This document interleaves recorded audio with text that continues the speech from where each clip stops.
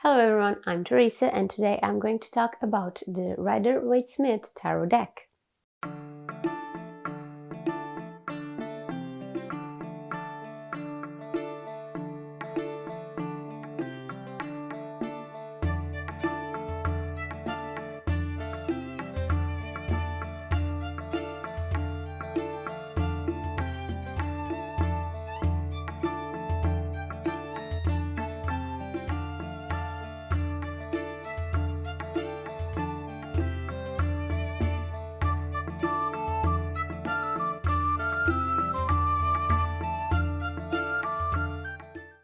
Welcome back for another video of the tarot series. Today we are exploring further into the Rider-Waite-Smith tarot system. Like I said on the previous videos, I'll base my future videos of this series, of the tarot series, on the Rider-Waite-Smith structure decks. So today's video I will be talking about the structure of this deck, its anatomy, and how it is presented. I'll explain better how this deck is built and divided, but I'm not going into the meaning of each card just yet, okay? I'll get to that on the next video. So, going into the basic anatomy of the deck, the traditional Rider-Waite-Smith deck has 78 cards, and these are divided into two different sections, the Major Arcana and the Minor Arcana. The word Arcana comes from the plural of the Arcanum, which originated from the Latin word Arcanus, meaning secret or mystery. So, both major and minor arcanas allow us to explore our secrets and the mysteries of our souls. The tarot helps us to reveal secrets we keep hidden within our subconscious. It helps us shed light into our own selves, our problems, and our life's challenges. The major arcana consists in 22 cards, numbered 0 to 21. Even though it is the smallest arcana when it comes to the quantity of the cards, these cards have the most weight or importance in reading. If you remember from the video I made about the history of tarot, the major arcana cards were originally called triomphi or trump cards because they trump the suit cards. So when you draw a card from the major arcana, you know you aren't dealing with an ordinary problem or situation. It's not something that can be simply ignored. The 22 cards of the Major Arcana are probably the easiest to memorize and learn because they represent archetypes of the human condition, archetypes of what shapes our lives. She's taking a bath. These cards illustrate the deeply rooted personality traits we have as humans. They will address the changes one needs to make at a mental level. There are several interpretations to this part of the deck and what it represents. Can they be the Jungian archetypes of consciousness acquired from the collective unconscious? Can they be an attempt of Arthur Edward Waite to keep secrets of the Golden Dawn hidden while in plain sight? The most common and vastly explored way of viewing the Major Arcana is the Fool's Journey, in which we pave a story of self-development from the innocence and awareness of the Fool, the card number 0, until the fulfillment of the world, card 21. However, our life isn't a straight staircase where we always move steadily forward. All of us during our lifetime go through challenges, setbacks, detours, restarts, and so on. So life is more like a roller coaster with ups and downs. So if we imagine each card as a milestone and the whole Major Arcana as our path, we can understand that we humans have the same milestones, but we face them at different times. Each one's path is unique, so not everyone goes smoothly from 0 to 21. The bottom line is that the Major Arcana cards represent the inner realm of the self. They show us that fulfillment is our destiny. These cards can be read as counselors for the changes, especially mental changes needed in order to progress. These are also the only cards that have specific names without being tied to a suit. I'm going to list them in order. The first card, that is actually numbered 0, is the Fool. Card 1 is the Magician. Card 2, the High Priestess. Card 3 is the Empress. Card 4 is the Emperor. Card 5 is the Hierophant. Card 6 is the Lovers. Card 7, the Chariot. Card 8, Strength. Card 9, the Hermit. Card 10, Wheel of Fortune. 11, Justice. Card 12, the Hanged Man. Card 13, Death. 14, Temperance. 15, the Devil. 16, the Tower. 17, the Star. 18, the Moon. 19, the Sun. 20, Judgment. And finally, 21, the World. I will make a video for each of these cards because I feel it's better to learn them individually first and then start to combine them and see how they work with or against each other. You won't stop taking a bath, will you? Now moving on to the Minor Arcana. The Minor Arcana consists of 56 cards subdivided into 4 different suits: the Wands, the Cups, the Swords, and the Pentacles. The Minor Arcana represents various angles of the human condition. It represents the concerns, the emotions, the actions that build up our lives. While the Major Arcana represents the inner realm, the Minor Arcana represents the outer, meaning that these cards show advice on what physical changes one must make. Like I've said before, this arcana is divided into 4 suits: Wands, Cups, Swords, and Pentacles, and each of the suits consists of the so-called pip cards. That goes from aces to tens, and then the court cards that have the page, the knight, the queen, and the king. All the suits are built like this, but the cards affect different aspects regarding which suit they are from. I'll do a quick introduction to each suit. Let's start with the suit of Wands. Wands is the suit corresponding to the element of fire, and if you imagine a flame burning, you can easily relate this suit with passion, creation, creativity, motivation, enthusiasm, and so forth. Fire is a wild and unpredictable energy. It can be useful to us, but it can also be destructive. Since its correspondent element is fire, the suit also corresponds with the astrological signs of Aries, Leo, and Sagittarius, the fire signs. It's also a suit with a yang energy. If you are not familiar with the concept of yin and yang, it's an ancient Chinese philosophical concept of active energy and duality, of negative positive. On this concept, yang is the dominant energy, the masculine energy, and it relates to the dry elements of the universe, while the yin is the passive and feminine energy that relates to the softer and wet elements. Yang flows outwards, while yin flows inwards. So on the suit of Wands, we find a correspondence with the Yang principle, which means this is a suit of a masculine and assertive energy that flows outwards and plays with the exterior elements. This suit will show how our inner fire, our willpower shows itself in our daily lives, how our daily experiences derive from our inner spiritual foundations. Moving on to the suit of Cups, the suit corresponding to the element of water. You can easily imagine a cup filling with a flowing water, a cup that sustains this flowing water.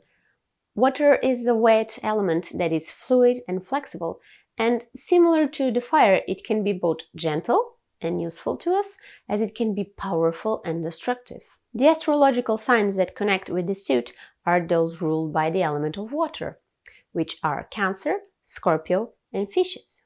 It's a suit that corresponds to the yin principle, meaning it's a suit with feminine energy, a more passive energy that flows inwards, thus being the suit of emotions. By being the suit of human emotions and sentiments, it explores the spiritual side of human relationships, love, and transformations. Imagine a river running wild. While the water flows and some small detours may occur, the river main course stays the same. This river is a symbol of our inner and true self that doesn't really change, even if some adaptations are needed from time to time. No matter how external forces try and change its course, the river will flow into the sea. Where in Wands the fire is a symbol for what we do, the water of Cups symbolizes what we are at an emotional level. Now to the suit of Swords. Swords are sharp, heavy, and dangerous weapons, built to cut, to inflict pain, and The predominant feeling of this suit of swords revolves around this more negative vibe. It speaks about human ambition and desire and how our pretensions can have consequences. The element correspondent with this suit of swords is air. We all know air is invisible, but when it blows, you feel it. On a windy day, it messes up your hair. It sends things flying. We can't see air, but it's in constant movement, like our minds. We cannot physically see and touch our mind, but it's always active, even while we sleep. Since it is a suit of the mind, it speaks of our intelligence, knowledge, philosophic and psychological aspects, but also about communication, action, and change. How our mind works with our actions, how our actions can be constructive or destructive to us. The astrological signs correspondent are the air signs, Gemini, Libra, and Aquarius. People from these signs are often more logical, rational, and good communicators. Moving on to the last suit, the suit of Pentacles. The suit is associated with the element of earth. So, being earth something you can see and touch, it's pretty easy to connect this element with the materialistic and palpable aspects of life. Earth is the basic foundation for many life forms, for every life forms. It's thanks to Earth that they grow and develop. This is a suit that is truly connected with nature and our interactions with plants and animals. As such, the suit has a yin energy, a feminine and passive energy. If you keep in mind that in some decks the suit may have the name changed to coins, and the images of the pentacles on the cards do look like coins, it already helps you to understand that this is a suit of prosperity and of wealth.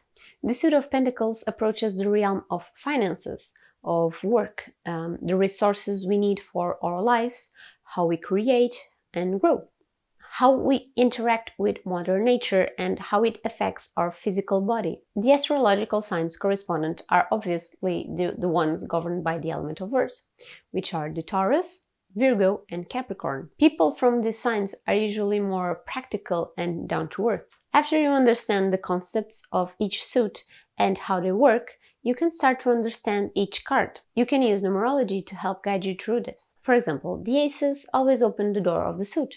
They are the number 1, and 1 starts for new beginnings, for opportunity, and for power. Depending on the position the card is on a reading, if you pick the Ace of Wands, for example, it can symbolize the start of a new project, of a new passion, a new creative journey.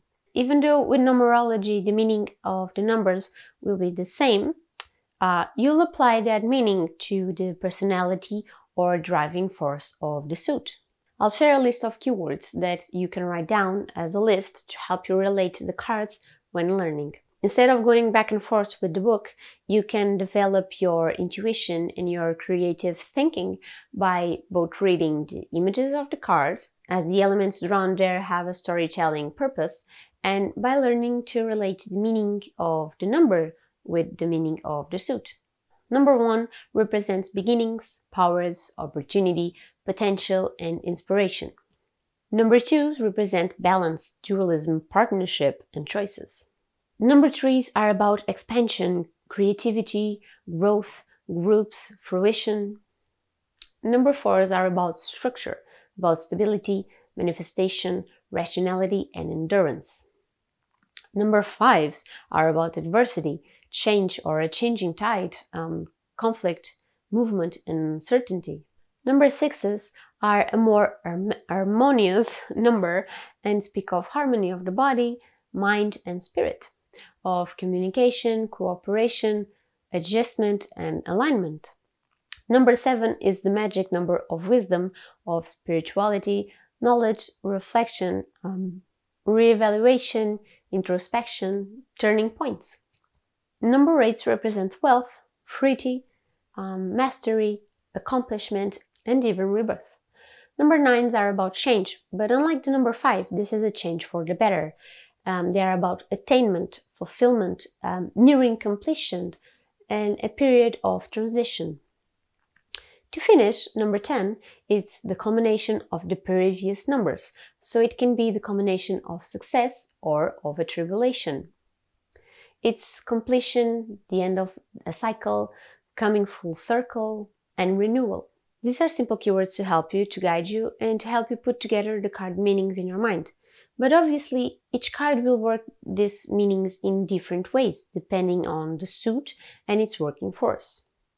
After these cards, you'll find the court cards, and these will probably be the hardest to understand for those starting to learn. Keep in mind that the Rider-Waite-Smith is based on a patriarchal society, so these cards follow that mindset. Court cards can represent an event or have a symbolic representation of an aspect of the inner self of the person you are doing the reading for.